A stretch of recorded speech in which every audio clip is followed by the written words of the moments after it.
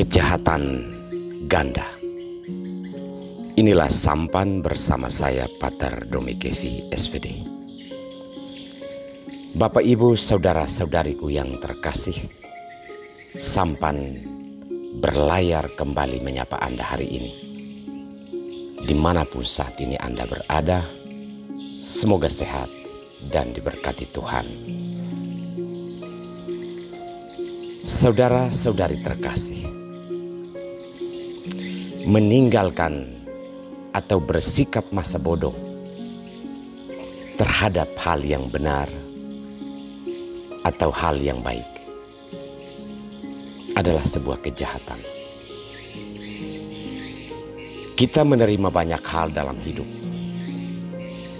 Kita diperlakukan baik, tetapi kita tidak pernah bersyukur atas semua hal itu. Malah kita merancang cara hidup kita sendiri.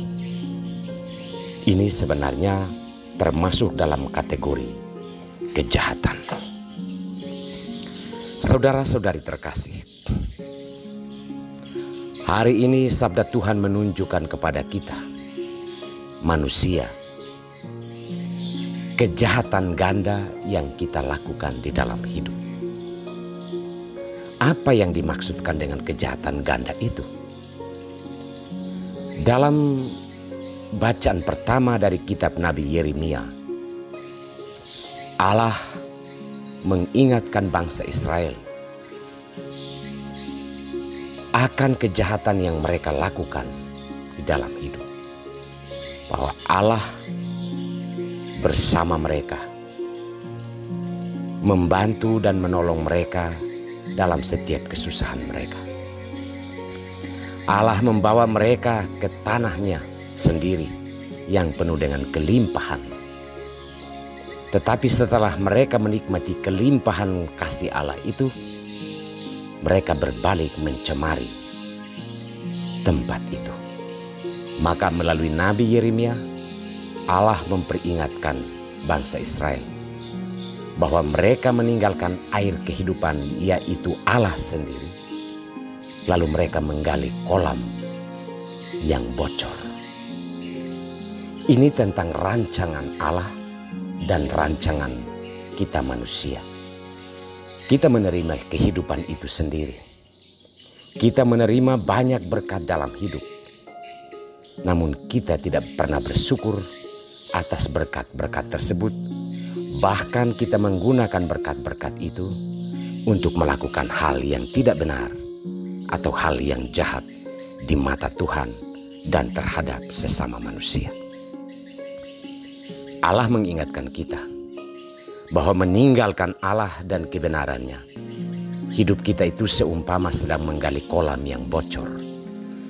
Kebaikan dan keselamatan tidak pernah akan tertampung di dalam kehidupan kita. Semua akan mengalir pergi karena hidup kita dikuasai oleh berbagai macam kejahatan hidup.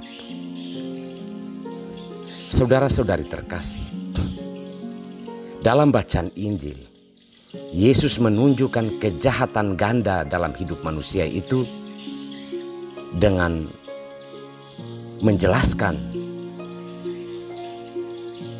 pertanyaan para murid bahwa mengapa Allah berbicara kepada orang banyak dengan perumpamaan, sedangkan kepada mereka tidak.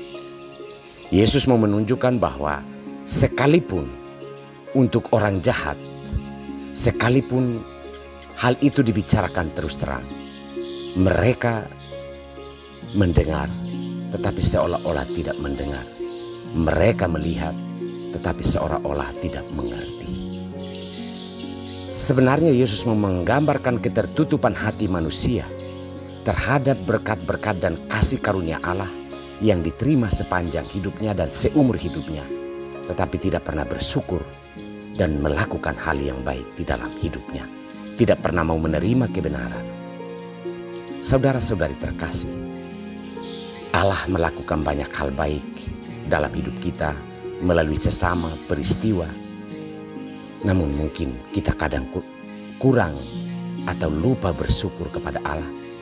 Bahkan kita menggunakan hal-hal yang baik itu untuk melakukan hal yang tidak benar, hal yang jahat di mata Tuhan dan terhadap sesama. Semoga kita menyadari kejahatan ganda yang terjadi di dalam hidup kita, di mana kita tidak mensyukuri kebaikan Allah yang kita alami sepanjang hidup kita. Semoga Tuhan memberkati kita semua.